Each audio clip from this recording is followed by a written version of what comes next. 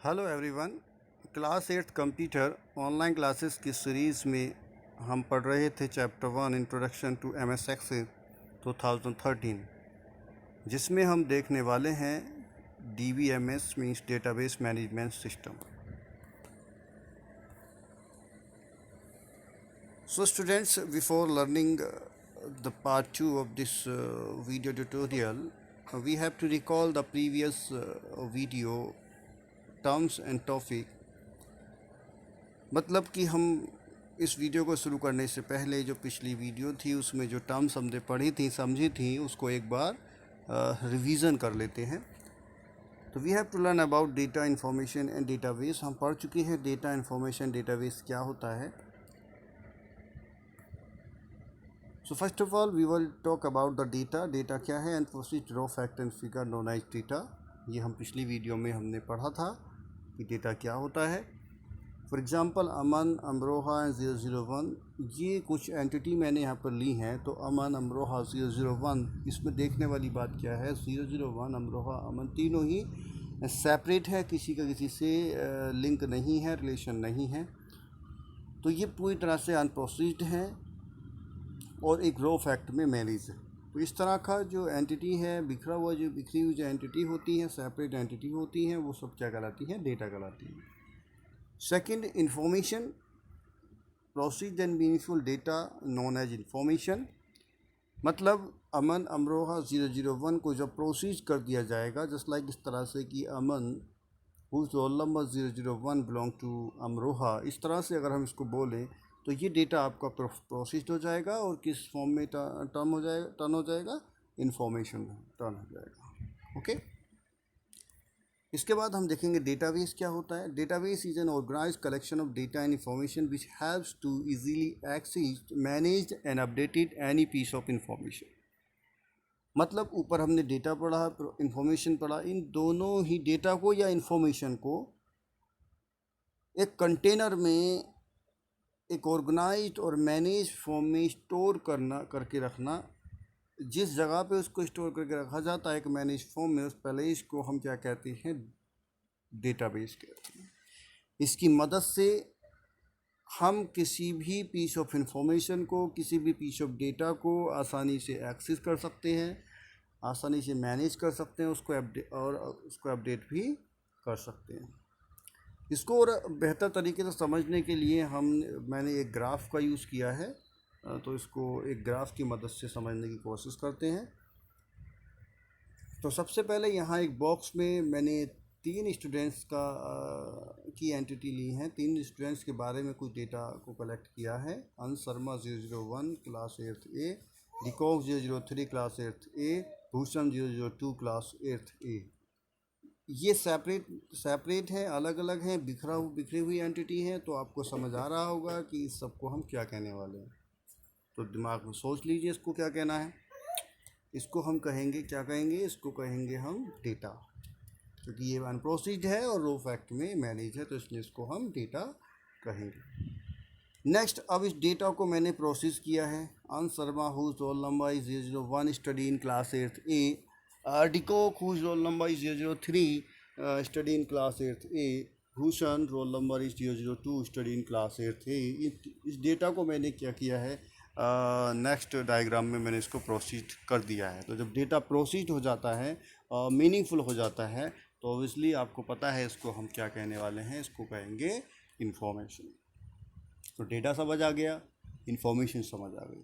अब डेटा और इंफॉर्मेशन दोनों में से किसी भी दोनों को या दोनों में से किसी एक को, देखिए यहाँ पे अंश शर्मा, डिकोक, भूषण के अगर रोल नंबर की बात करें, रोल नंबर हम देखें तो भूषण का जो अंश का रोल नंबर क्या है, 001 है, और डिकोक का 003 है, और भूषण का 002 है। तो इसमें अगर ये सीक्वेंस में नहीं है, डेटा क्या है, सीक्वेंस में नहीं है। इसी तरह का इन्फॉर्मेशन की बात करें तो इन्फॉर्मेशन में भी डेटा सीक्वेंस में नहीं है, क्योंकि ए के बाद डी आ रहा है, डी के बाद बी आ रहा है। ठीक है, अल्फ़ाबेटिकली ए के बाद बी आना चाहिए, उसके बाद डी आना चाहिए, और न्यूमेरिकली भी 1 2 3 इस तरह से चलती है। तो ना तो इन्फॉर्मेशन यहाँ पर मैनेज फॉर्म में है, ना ही यहाँ पर डेटा मैनेज फॉर्म में है। ठीक है। तो अब इस डेटा को मैं मैनेज करने के लिए इसको स्टोर कर देता हूँ एक टेबल में। टेबल में स्टोर करने के लिए सबसे पहले मैंने हेडर लिया, roll number, student name, class and section, और मैंने फिर रोल नंबर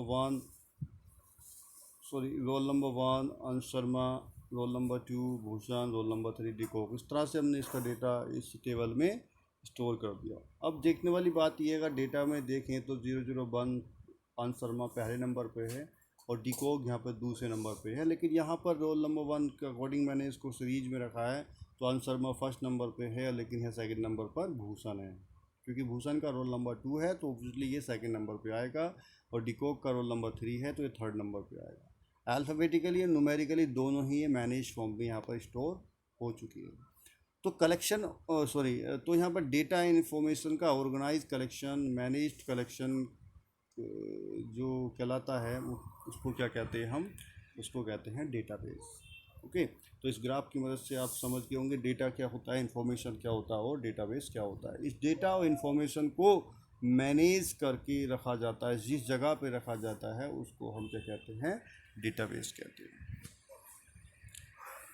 और आज की वीडियो का हमारा ऑब्जेक्टिव रहेगा, ये तो पिछली वीडियो लेक्चर का रिकॉल था, आज की वीडियो में हम जो पढ़ेंगे वो क्या पढ़ने वाले हैं, डेटाबेस मैनेजमेंट सिस्टम यानी कि DBMS क्या होता है और इसके एडवांटेजेस क्या होते हैं और इसके डिसएडवांटेजेस क्या होते हैं। ओके, तो डेटाबेस मैनेजमेंट सिस्टम DBMS क्या होता है, इसके लिए हम एक बार फिर पिछली स्लाइड पर चलते हैं। वहाँ पर हमने डेटा पढ़ा, इन्फॉर्मेशन पढ़ा और डेटाबेस पढ़ा। अब डेटा और इन्फॉर्मेशन तो हमारे पास ऑलरेडी होती हैं, किसी का नाम, किसी का क्लास, किसी का सेक्शन, किसी का एड्रेस, किसी का मोबाइल नंबर, ये सारी चीज़ें हमारे पास होती हैं, जिसको हम डेटा कहते हैं। और हमारे पास इसकी प्रोसेस्ड फॉर्म भी होती है जिसको हम इन्फॉर्मेशन कहते हैं। लेकिन इस इंफॉर्मेशन और डेटा को हम ऑर्गेनाइज्ड कैसे करें, इसको हम एक सीक्वेंस में कैसे स्टोर करें, यानी कि डेटाबेस कैसे बनाएं। ओके, तो डेटाबेस बनाने के लिए हमें एक सिस्टम की ज़रूरत होती है, एक सॉफ्टवेयर की ज़रूरत होती है, उसी को हम क्या कहते हैं, डेटाबेस मैनेजमेंट सिस्टम कहते हैं। ओके, तो सबसे पहले हम पढ़ने वाले हैं डेटाबेस मैनेजमेंट। डेटाबेस मैनेजमेंट होता क्या है? डेटाबेस आप पढ़ चुके हैं, organise collection of data information. ठीक है, तो सबसे पहले हम पढ़ेंगे database management. Creating, sorting, modifying, deleting and adding data within database known as database management. Database के अंदर डेटा को क्रिएट करना, यानी कि डेटाबेस को क्रिएट करना, उसको सॉर्ट करना, पीछे जो आपने पढ़ा था कि 1 2 3 जो रोल नंबर वाइज मैंने सॉर्ट किया था और अल्फ़ाबेटिकली भी उसमें सॉर्ट किया गया था, तो वो कहलाता है सॉर्टिंग। सॉर्टिंग मतलब असेंडिंग ऑर्डर में डेटा को रख लीजिए, चाहे डिसेंडिंग ऑर्डर में उसको रख लीजिए, वो सॉर्टिंग कहलाता है। इससे डेटा को एक्सेस करने में आसानी होती है। मॉडिफाइंग मतलब, मॉडिफाई का मतलब ये होता है उसमें कुछ चेंजेस करना है, कुछ बदलाव करना है, तो वो मॉडिफाइंग कहलाता है। डिलीटिंग मतलब किसी डेटा को डिलीट करना है डेटाबेस से, तो वो डिलीटिंग कहलाता है। और उसमें कुछ ऐड भी कर सकते हैं, तो ऐडिंग डेटा। तो ये सारे जो फंक्शंस हैं, ये जो फंक्शन हैं, इन फंक्शन को परफॉर्म करना ही क्या कहलाता है, डेटाबेस मैनेजमेंट कहलाता है। इसके बाद हम पढ़ेंगे डेटाबेस मैनेजमेंट सिस्टम। तो डेटाबेस मैनेजमेंट सिस्टम क्या होता है कि इंटरफेस होता है यूज़र और डेटाबेस। एक डेटाबेस जो हमने बनाया था स्टूडेंट रिकॉर्ड का, और यूज़र जो उसको यूज़ कर रहा है, उसके यूज़र के और डेटाबेस के बीच में एक इंटरफेस होता है जिसकी मदद से उस डेटाबेस के अंदर कुछ ऑपरेशंस परफॉर्म किए जाते हैं, कुछ फंक्शंस परफॉर्म किए जाते हैं। वो फंक्शंस क्या होते हैं, जैसे creating, sorting, deleting, modifying and adding data. Okay, तो ये जो ऑपरेशन होते हैं, सॉर्ट करना, डिलीटिंग करना, मॉडिफाइंग करना, एडिंग डेटा, ये क्या कहलाते हैं, डेटाबेस मैनेजमेंट फंक्शन कहलाते हैं। ओके, तो DBMS क्या होता है? DBMS is a interface between user and database that perform database management function like creating, sorting, deleting, modifying and adding data. ये सारे फंक्शन को परफॉर्म करने के लिए जिस इंटरफेस की हमें ज़रूरत होती है, जिस सॉफ्टवेयर की हमें ज़रूरत होती है, उस सॉफ्टवेयर को हम क्या कहते हैं, डेटाबेस मैनेजमेंट सिस्टम कहते हैं। ओके, नेक्स्ट, अब ये सिस्टम सॉफ्टवेयर होते कौन कौन से हैं, कैसे पहचानेंगे? तो DBMS सॉफ्टवेयर इंटरफेसेस की हम बात करें, सॉफ्टवेयर की हम बात करें, तो इनकी मदद से हम क्या कर सकते हैं? The software that has to manage data within the database. Database के अंदर जो डेटा स्टोर होता है उसको मैनेज करने के लिए जिस सॉफ्टवेयर की ज़रूरत होती है उसको हम कहते हैं DBMS सॉफ्टवेयर और इंटरफेस। इससे कुछ example, some popular DBMS software are जैसे MS Access, MySQL and Oracle। तो इसमें जो हमारा एक्सिस है, MS Access, ये हमारे सिलेबस में है, इसके बारे में हम डीपली हर चीज़ को पढ़ेंगे। लेकिन MySQL और Oracle एक अदर डेटाबेस हैं, DBMS हैं, तो इसको एग्जांपल के तौर पर आपको याद रखना है, लेकिन ये सिलेबस में नहीं है तो इनके बारे में हम ज़्यादा डीपली नहीं पढ़ने वाले हैं। ओके, नाउ अब इसके बाद हम देख लेते हैं एडवांटेज ऑफ DBMS। अगर हम DBMS की बात कर रहे हैं तो उसके क्या फ़ायदे हैं। तो सबसे पहला इसमें बेनिफिट फ़ायदा ये है, रिड्यूस डेटा रिडंडेंसी, यानी कि डेटा रिडंडेंसी को रिड्यूस करता है, यानी कि डेटा की डुप्लीकेशन को ये रिड्यूस कर देता है, बहुत हद तक कम कर देता है। डुप्लीकेट डेटा इसमें रहने की पॉसिबिलिटी लगभग 0% है। तो रिडंडेंसी, क्वेश्चन आ रहा होगा रिडंडेंसी होता है क्या। रिडंडेंसी होता है डुप्लीकेशन ऑफ डेटा का एक से ज़्यादा जगह, सेम डेटा का एक से ज़्यादा जगह डेटाबेस में स्टोर होना क्या कहलाता है, डेटा रिडंडेंसी कहलाता है। और ये डेटा रिडंडेंसी आपकी डेटाबेस में लगभग 0% होती है, क्योंकि ये डेटाबेस बहुत हद तक डेटा रिडंडेंसी को रिड्यूस कर देता है। इसको एग्जांपल से समझ लेते हैं। स्कूल के पास स्टूडेंट्स होते हैं, स्कूल जो है स्टूडेंट्स का कोड दो फाइल में अगर स्टोर करता है, first one personal detail, student personal detail, और दूसरी फाइल है एकेडमिक डिटेल, दो सेपरेट फाइल में इसको स्टोर करता है। तो यहाँ पर एक स्टूडेंट का डेटा, सेम डेटा दो जगह होगा, पहला पर्सनल डिटेल फाइल्स में, दूसरा एकेडमिक डिटेल फाइल्स में। तो ये कहलाता है duplication of data. But DBMS इन दोनों ही फाइल्स को इंटीग्रेट्स कर देगा सिंगल डेटाबेस में। ओके, इंटीग्रेट्स कर देगा सिंगल डेटाबेस में। तो सिंगल डेटाबेस से क्या होगा कि अब हम बात करते हैं, मैंने एक लिया फाइल A और एक फाइल ली B। इसमें मैंने स्टूडेंट का पर्सनल डिटेल, इसको मैं शॉर्ट में करा PD, और इसमें मैंने स्टोर किया एकेडमिक डिटेल यानी कि AD। ठीक, अब यहाँ पर स्टूडेंट्स का नेम यहाँ पर भी है और स्टूडेंट्स का नेम यहाँ पर भी होगा। तो ये दोनों क्या है, सेम हो गया। यहाँ पे मैं N से दिखा रहा हूँ, यहाँ पे मैंने N से दिखा रहा हूँ। ये क्या हो गया आपका, सेम डेटा हो गया। क्या हो गया, सेम डेटा हो गया। और ये सेम डेटा होना ही डुप्लीकेशन ऑफ डेटा कहलाता है। इसी को हम कहते हैं डेटा रिडंडेंसी। क्लियर, समझ आया डेटा रिडंडेंसी क्या होता है। लेकिन DBMS क्या करता है, DBMS क्या करेगा, A फाइल और B फाइल दोनों को क्या करेगा, आपस में रिलेट कर देगा। ठीक है, तो यहाँ पर अगर नेम होगा तो नेम यहाँ पर नहीं होगा, यहाँ से नेम उठाएगा और यहाँ से बाकी डिटेल उठाएगा। यहाँ से अगर हमें एकेडमिक डिटेल चाहिए तो स्टूडेंट्स की एकेडमिक डिटेल यहाँ से उठाएगा, तो नेम आपका ऑटोमेटिकली यहाँ से उठा लेगा। इसमें नेम होगा तो इसमें नेम नहीं होगा। ठीक है, तो ये इंटीग्रेशन है दो फाइल्स के बीच, जो डेटाबेस मैनेजमेंट सिस्टम की मदद से हो जाता है। तो इस कंडीशन में डुप्लीकेशन ऑफ डेटा की पॉसिबिलिटी लगभग 0% रहती है। ओके, तो ये एक एडवांटेज है आपके DBMS का। ओके, सेकंड है अवॉइड डेटा इनकॉन्सिस्टेंसी। इनकॉन्सिस्टेंसी का मतलब क्या होता है, it means if student contact number is stored in 2 or more different files and he want to change it, then the contact number will reflect it in the required file, but same change is not be changed in other files। इसके लिए हम example लेते हैं, एक file है A और दूसरी file मैंने ली यहाँ पर B।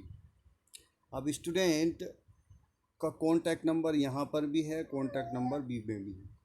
स्टूडेंट चाहता है कि मेरा कॉन्टैक्ट नंबर दोनों फाइल में चेंज हो जाए। तो जो ऑपरेटर है, डेटाबेस एडमिनिस्ट्रेटर है, वो क्या करेगा, फाइल A को ओपन करेगा, उसमें कॉन्टैक्ट नंबर को चेंज कर देगा। ये फाइल A में चेंज हो गया, तो फाइल A में चेंज होने के बाद फाइल B में ऑटोमेटिकली चेंज नहीं होगा। चेंज करने के लिए उसको फाइल B को ओपन करना होगा।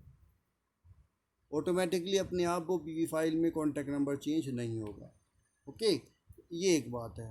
But DBMS if data change at once place it gets updated in other place to.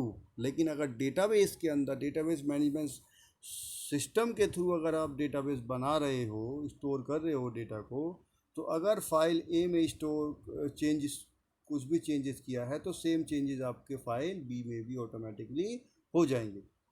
ठीक है, बशर्ते कि वो फाइल आपकी डेटाबेस मैनेजमेंट सिस्टम में बनी हो। क्लियर? ये जो है आपका एक एडवांटेज है, तो इसको कहते हैं इनकॉन्सिस्टेंसी। नेक्स्ट आपका है facilitate sharing of data. Data को आसानी से एक जगह से दूसरी जगह हम शेयर कर सकते हैं डेटाबेस की मदद से।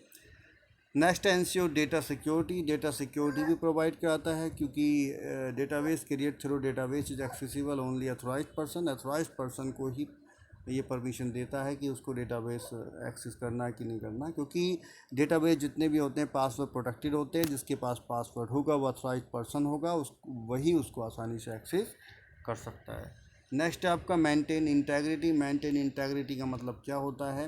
अगर किसी को कोई डेटा चाहिए किसी पर्सन का, तो सेम डेटा उसको सेम टाइम में उसको आसानी से मिल जाता है। इंटेग्रिटी मतलब उसको सिक्योरिटी देता है कि वो डेटा को जब चाहें, जिस समय चाहें, आसानी से अपनी कंप्लीट फाइल को एक्सेस कर सकता है। ओके, अब एडवांटेजेस के साथ साथ डिसएडवांटेजेस भी होते हैं, तो इसके कुछ मेजर डिसएडवांटेजेस तो नहीं है, बहुत मामूली से डिसएडवांटेजेस हैं। जैसे मतलब मोर कॉस्टली, बहुत ज़्यादा महंगा होता है। हाई कॉम्प्लेक्सिटी ज़्यादा होता है, जटिलता ज़्यादा होती है इसमें। हर साइज़ बहुत बड़ा होता है, बहुत बड़ी बड़ी फाइलें होती हैं, जिसको मैनेज करना थोड़ा सा कॉम्प्लेक्स हो जाता है।